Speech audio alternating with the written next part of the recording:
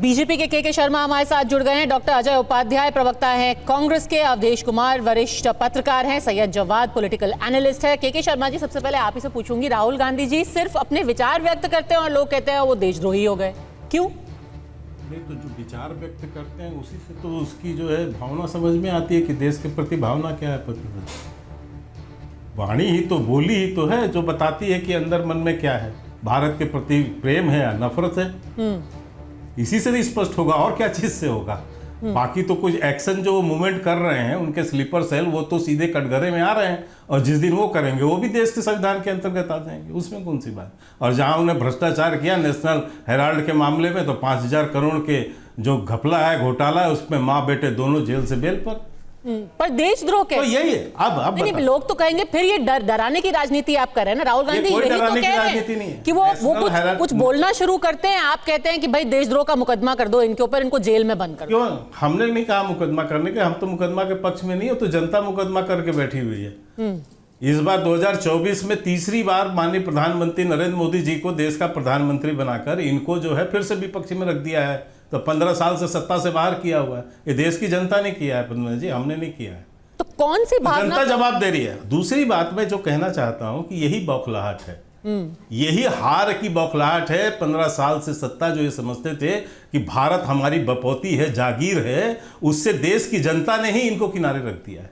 तब इनकी बौखलाहट अब यहां नहीं निकल पा रही है, तो ये जा रहे हैं विदेश में जाकर बोलते हैं। तो ये राष्ट्र विरोधी जो मानसिकता है, इनकी जो सोच है, अब आप इस पे तो आप वो नहीं करेंगे कि जो जॉर्ज सोरेस जो कि भारत के प्रति एक षड्यंत्र रचते हैं, उनके लोगों के साथ ये बड़े गर्व के साथ फोटो खिंचाते हैं और देश की जो 140 करोड़ भारतीयों को चिढ़ाने का काम करते हैं। जो खुलेआम कहता है व्यक्ति कि मैं करोड़ों रुपए भारत के लोकतंत्र को समाप्त करने के लिए लगा रहा हूं, तो उसके साथ ही कैसे बैठते हैं, किस भाव से बैठते हैं?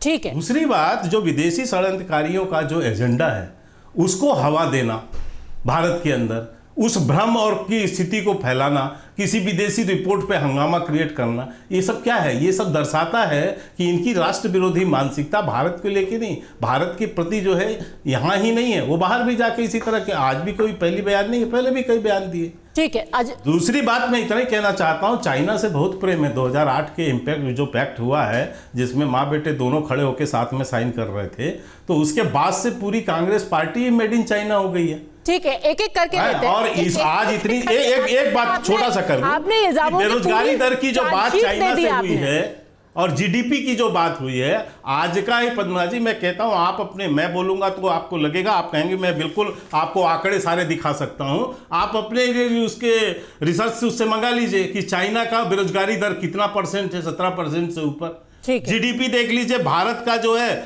वो भारत की जो जीडीपी जो आ रही है वो उसके आंकड़े देख लीजिए और चाइना का देख लीजिए। अच्छा, आंकड़ों पे एक-एक करके आते हैं। पहले भावना 4% 7 पे खड़ा है, हम 7% 6 पे। अब आंख के अंधे को कुछ न दिखे तो मैं क्या बोलूं। ठीक है, आंकड़ों पे 2 मिनट में आएंगे, पहले भावना की बात कर लेते हैं। डॉक्टर अजय उपाध्याय, देश विरोधी भावना भारत में भी और भारत के बाहर भी, इसीलिए बीजेपी नाराज हो रही है राहुल जी से। बड़ा दुखद दुर्भाग्यपूर्ण है जिस तरह की भाषा का प्रयोग भाजपा के ये फ्रिंज एलिमेंट लोग कर रहे हैं। मंत्री होकर के आए दिन गिरिराज सिंह का क्या रिकॉर्ड है सब जानते हैं।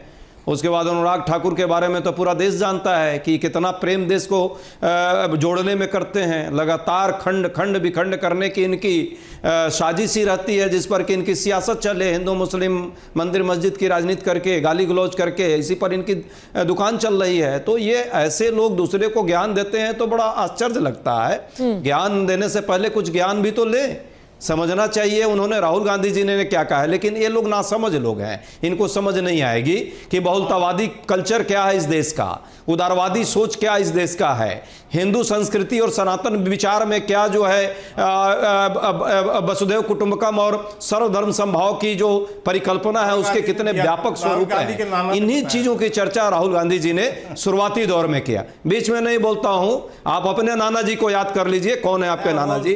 अंग्रेजों के दलाल थे। अभी बीच में मत बोलिए, बीच में बोलना ये आपका कल्चर है। आपके नाना जी अंग्रेजों की दलाली करते थे।